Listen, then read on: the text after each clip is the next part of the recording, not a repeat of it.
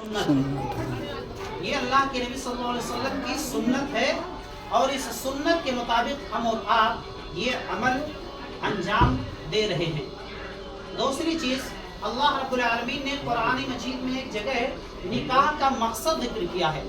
نکاح جو ہے یہ کس مقصد سے کیا جاتا ہے، اس کا مقصد کیا ہے؟ اللہ رب العالمین فرماتا ہے وَمِنْ آيَاتِهِ أَنْ خَلَقَ لَكُم مِّنْ أَنفُسِكُمْ، کہ اللہ رب العالمین کی بہت ساری نشانیاں ہیں، اس طرح سے چاند ہے، سورج ہے، ستارے ہے اور تمام چیزیں ہیں۔ اس طرح سے یہ نکاح کرنا بھی اللہ رب العالمین کی ایک نشانی ہے۔ اور اللہ رب العالمین نے آگے فرمایا کہ ہم نے تمہارے جنس سے تمہیں ایک ہی جنس سے پیدا کیا، یعنی آدم علیہ السلام اور حوا علیہ السلام سے ہم نے تمہیں پیدا کیا۔ اور آگے اللہ رب العالمین نے فرمایا وَجَعَلَ بَيْنَكُمْ مَوَدَّةً وَرَحْمَةً، اور ہم نے الفت و محبت ڈال دی اس نکاح کے ذریعہ۔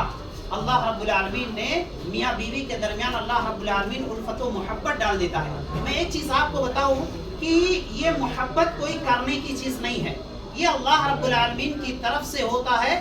اللہ رب العالمین میاں بیوی کے درمیان نکاح کے ذریعہ محبت ڈال دیتا ہے، اور میاں بیوی جو ہے وہ زندگی گزارتے ہیں، ایک خوشگوار زندگی گزارتے ہیں، نکاح صحیح طریقے سے ہوتا ہے۔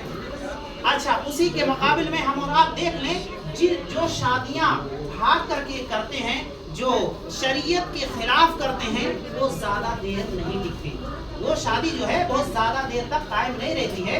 اس لیے اللہ رب العالمین نے کہا وَجَعَلَ بَيْنَكُمْ مَوَدَّةً وَرَحْمَةً، اور اللہ رب العالمین نے اسی آیت میں فرمایا ہے کہ اللہ رب العالمین نے نکاح کے ذریعہ یہ سکون رکھا ہے، یعنی میاں بیوی آپس میں سکون کے ساتھ زندگی گزارتے ہیں۔ ہم اور آپ جانتے ہیں کہ آدم علیہ السلام جنت میں تھے، ساری چیزیں وہاں تھی، یعنی وہ جو چاہتے تھے کھاتے پیتے، یعنی ہر چیز کرتے تھے، انہیں کسی چیز کی کمی تھی نہیں۔ لیکن ایک ہسبینڈ کو، ایک شوہر کو کس چیز کی ضرورت تھی؟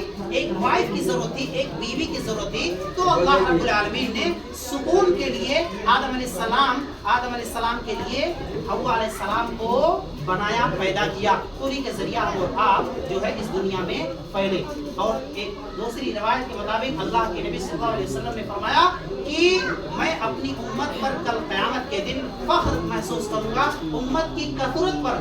تزوج الودود الولود فإنی مکاثر بکم الامم، اللہ کے نبی صلی اللہ علیہ وسلم نے فرمایا تم زیادہ سے زیادہ محبت کرنے والی عورت سے اور زیادہ بچے جننے والی عورت سے نکاح کرو، فإنی مکاثر بکم الامم۔ میرے محترم سامعین کرام، میں اس مجلس سے ایک دو بات اور میں آپ لوگوں کو کہنا چاہتا ہوں کہ نکاح جو ہے یہ دنیا میں جتنی ساری برائیاں ہو رہی ہیں، یعنی جو زناکاریاں ہوتی ہیں، جتنی ساری برائیاں بڑی بڑی ہوتی ہیں،